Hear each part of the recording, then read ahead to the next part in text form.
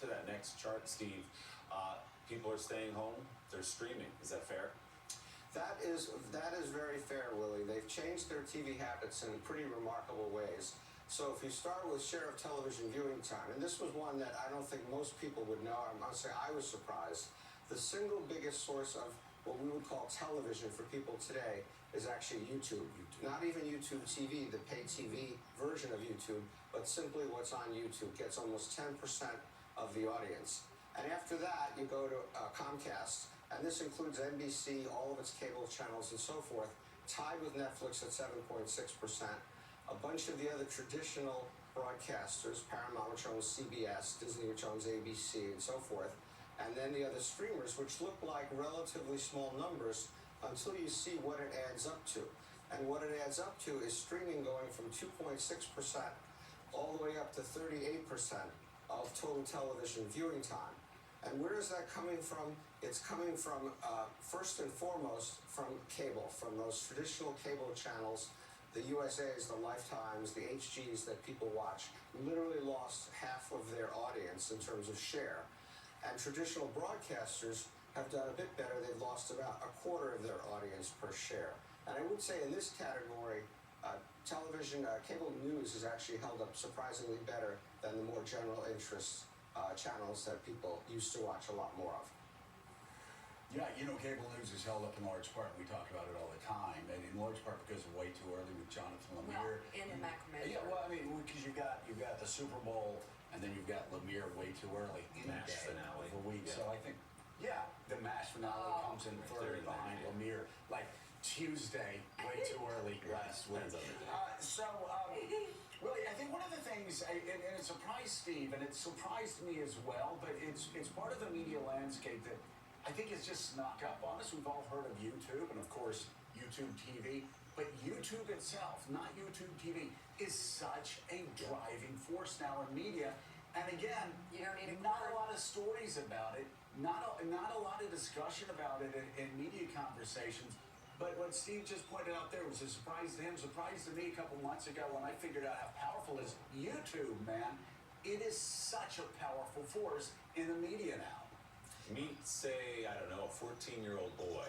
That's all they're watching is YouTube. They're sitting on their phone or on their tablet, and they're watching videos. They're watching YouTube Shorts. It's what they do.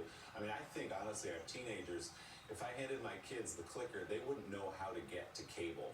They just go to streaming or they go to YouTube, and that's what they do. That's how they get their information. So, Steve, this actually gets to your last chart, which is screen time by age, which you found something really interesting, that it's not necessarily young people. Like I mentioned, it's older people who are spending a lot of time with TV anyway.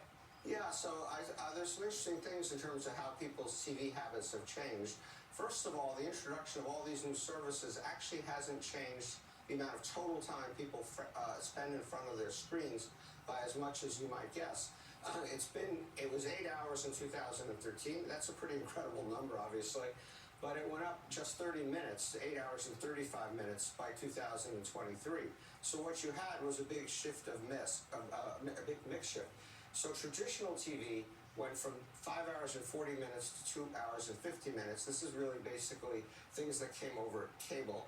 And this reflects a lot, of course, the cord cutting that's been going on. We've gone from 105 million households with cable to 65 million households with cable since 2010, when cable hit its peak.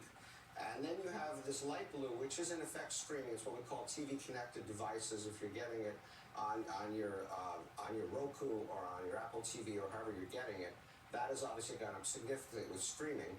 Computer time has stayed about the same, and people are spending a heck of a lot more time on their smartphones and their tablets watching television, from an hour to roughly 3 hours.